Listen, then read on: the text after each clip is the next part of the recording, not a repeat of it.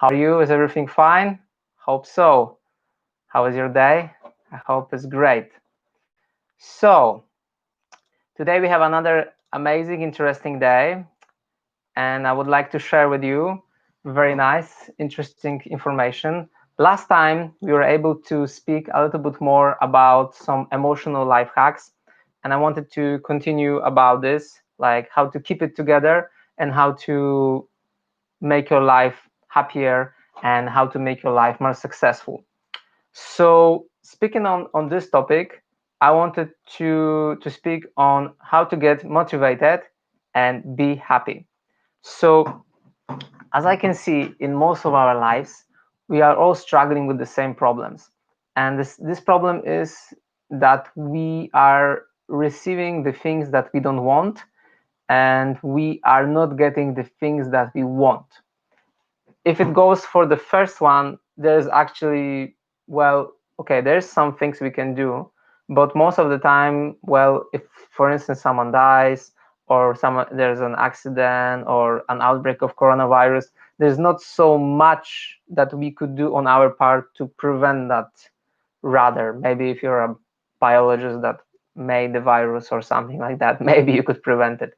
But usually there's a lot of things from outside that come to us and we actually have not so much possibility to prevent it. The only thing we can do is how we behave during that situation, how we behave to the outside interaction with us, and that's internal. But today I wanted to focus more on about the things that we would like to have, that we want to get motivated, but somehow or other we are not doing them, even though we know they're good for us, or there are some things that we don't want to do and we are still doing them, like smoking ciggies or eating all this bad food you don't want to eat, going late sleep. You know that if you're going to sleep early, you're going to wake up early, staying too long on the computer, etc., etc., etc. We all know those are our small things that we would like to get rid from our life.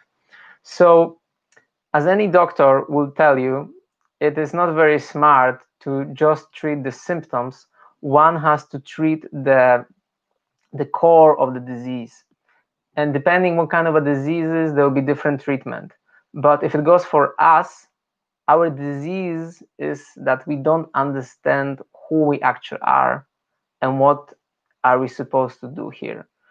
And a lot of philosophers, a lot of people try to answer this question. But if it goes for me, one of the best answers I got is from Bhagavad Gita as it is, an ancient Vedic scripture. And in that ancient Vedic scripture, I'm going to read you chapter 15, verse 7.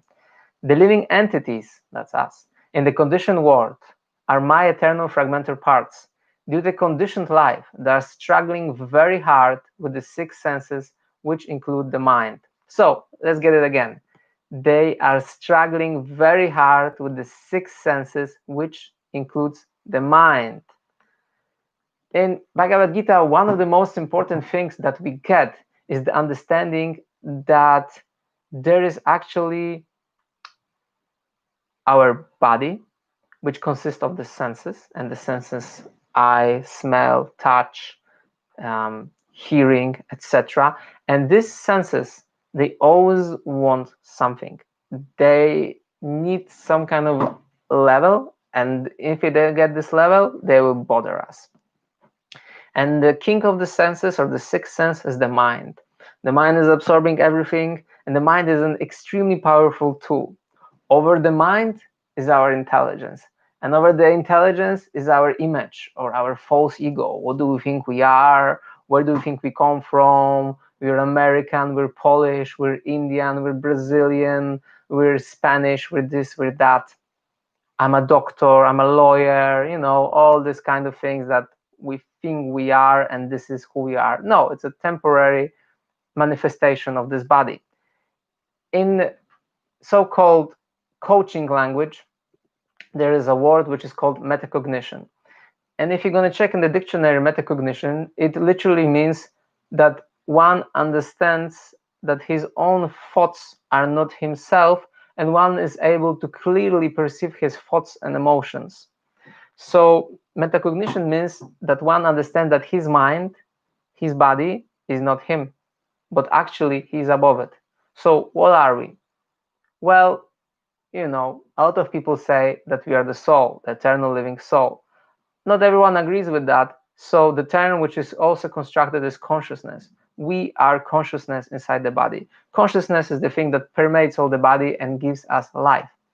And consciousness is the thing that actually allows us to be able to perceive the thoughts in our body and act upon them. And this is the power that we all get once we actually understand that we are not our thoughts, but we may act upon them and upon our emotions. It depends on us. And this is the root cause of all the problems. Because often you have the power, you have the strength to do something, but then the small thought comes into your mind, just turn on Netflix. But that's not what I want to do.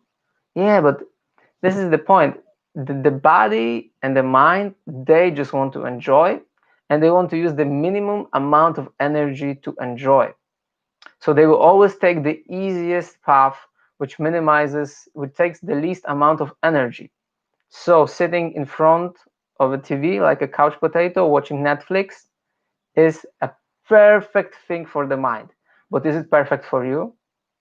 Does it allow you to get the job that you wanted to get? Does it allow you to connect with your children, with your spouse? Does it allow you to go to the gym?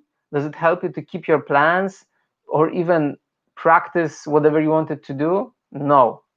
In the end, this kind of entertainment may be good if you had a lot of work and you just want to relax. But let's be honest. How much of us are able to actually control ourselves and just watch Netflix for a half an hour, 1 hour, and then say, okay, I'm finished? A lot of us will just binge it, and we will sit all night till midnight watching things we didn't want to do, doing things we didn't want to do. It's all because of that one thought that comes from the mind that is telling you, let's do something easy, let's do something simple, and let's just relax. But it's not something you want to do. It's something that your body and your mind wants to do. So you as a consciousness, you have your own agenda, and they have their own agenda. And this is the hidden enemy that no one teaches us about. And actually, a lot of people, they will even try to convince you that we are all the same blob. Everything is mixed together. The body, the senses, the mind, the consciousness, the soul, everything is the same, and it's all one thing in one pack, and it's just electrical chemicals in your body that makes you do things like this or not. But even Freud or Jung, they discovered that there are different parts of our identity, and there is the ego, the superego, the id. So whether you believe or not in the existence of the soul or consciousness, what is very important is that you have to see and understand that we are different from our mind and from our senses. And of course, to some degree, we have to satisfy them. We cannot starve. But do you really need to eat that Nutella? Do you really need to eat that 5 donuts, that pack of chips, can of soda, etc.? No, this is only the senses, because they feel the power coming from sugar, from fats, etc. But it is not good for the body. But the mind, for instance, it will be able to drink hundreds of liters of Coca-Cola, billions of donuts. It never, you know what I'm talking about. When you start to think about the things you could do, there is like unlimited varieties of pleasure. But the consciousness, it has a different agenda. And its agenda is to grow, is to become a better person, is to grow all these emotions that we need, like love, compassion, tolerance, understanding, hardworking, cleanliness, self-control, discipline, all this character that we want. We want them, we need them, and we love them. They help us to become a better person. And this is the crux, as they say in French, the main thing that we have to find, the main problem that we have to solve. Once you solve the crux, all the pieces of the puzzle will become much easier. So we have, if we want, we have a big opportunity to change ourselves, to become a better person. But first we have to discover what we have to change. And one of the things that we may change is how we perceive ourselves and how we perceive other people. Because if we are people who at this moment have problem to control our mind and control our senses and to do things that we want to do, it also means that other people probably have the same problem as we have. And as we can know from different discussions with other people, yes, that is true. So this also allows us to be more compassionate to other people and understand their problems, their way how they treat us. Maybe they mistreated us, maybe they made a mistake. But if one understands the root cause that is coming from all our problems, that we have a crisis of identity, that we're identifying with the thought that says to us, eat it, eat it, eat it, do it, do it, do it, relax, don't do it, then this may help us, and it definitely helps, to become a better, successful, happy version of ourselves and be always motivated.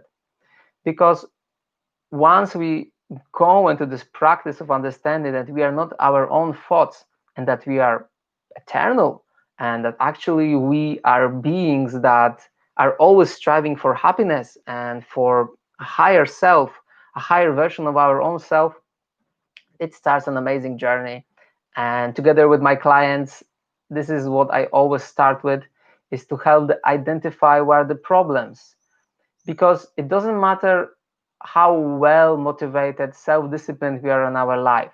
If our goal is wrong, then it's what's the use? It's better to make one small step in the right direction. Hello, hi there, GBA prods. It's much better to make one good step in the right direction than be running in the opposite direction. So before anyone gets motivated to anything, one has to first truly understand what should we strive for. Will this thing in the end make me more happy, more satisfied, or is just another thing that we want to do just for fun and because everyone is telling us to do? One has to get a great career, one has to be famous, has to have a lot of money. Yeah, sure, those things are important, but what about taking care of your loved ones, loving other people and helping other people? Those are also values that are actually much more nourishing for our heart and for our soul than just some paper. So if one understands that he's the consciousness, and consciousness meaning that he can truly perceive his world. Thank you, Swanshine. Yeah, that's what we're trying to do here. We're trying to help people to become a better version of themselves. But until we will not work with our own self and we will not understand what we want to change and where are the things that we want to change, then we're going to be stuck in the same place and we're going to have the same bad habits, doing the same nonsense that we did before and having not the right attitude to change it. So one has to understand that, yeah, we have some thoughts in our head, but most of these thoughts that are in our head, they were put in there by our childhood, by early education, and we were not conscious of the things that we were putting inside. And this creates subconsciousness, which is a little bit like a small swamp, and from time to time some bubbles come, and then we have these strange, crazy ideas and strange thoughts that we feel that we don't want them, but still they are there. So that is for us to understand that, yeah, we will have those thoughts in our life and we will struggle with them. But once we understand where the enemy lies, you know, when there's a spy in the camp, like it was during the World War II, everyone was looking for spies. If there's a spy, he can create a lot of damage. And no one even knows that there is a spy among our ranks. And this can create a lot of disturbance, a lot of sabotage. Yeah, sabotage. So if we think that the thoughts in our head, we have to follow them, this creates a sabotage that can sabotage our own plans. So it's crucial to fix it. And the best way to fix it is to associate with people who already have this understanding. So that's why we should always seek some authority, whether it's in books or in videos. There's so much good content in YouTube where you can find, just check it out, you know, like metacognition, consciousness, how to be happy, how to find a life goal in my life, all these things. There are people who are actually thinking and living this, and I'm personally also living this, how my life changed the last few years, uh, 10 years, how it changed for better. And the idea for us is to always evaluate ourselves and learn new things and become a better version of ourselves. So that was my small talk. Today we focused on understanding that we are consciousness which is able to observe our thoughts and able to observe the impulses from our senses. I hope that you liked it, and I hope that it was very practical for you. It's a very deep study. You may think that I barely touched the subject. If you're interested in going deeper into the subject, I recommend you one book, which is called Bhagavad Gita as it is. Especially the second chapter, it describes a lot about the quality of the consciousness, how the consciousness behaves, and how can one discern the difference between consciousness and our thoughts and emotions and the senses. So with this, I hope that it helped all of you to become a better version of yourselves. Keep trying, keep motivated, keep changing, spread the love, become a better version of yourself, be happy, and best of all, share this good message, share this with other people. If you have a friend that you think that he needs help, that they'll be motivated by this, please share it. Check our Facebook page, Young Carol Coaching. Check our Instagram page, John Carroll Coaching, and see you around. All the best.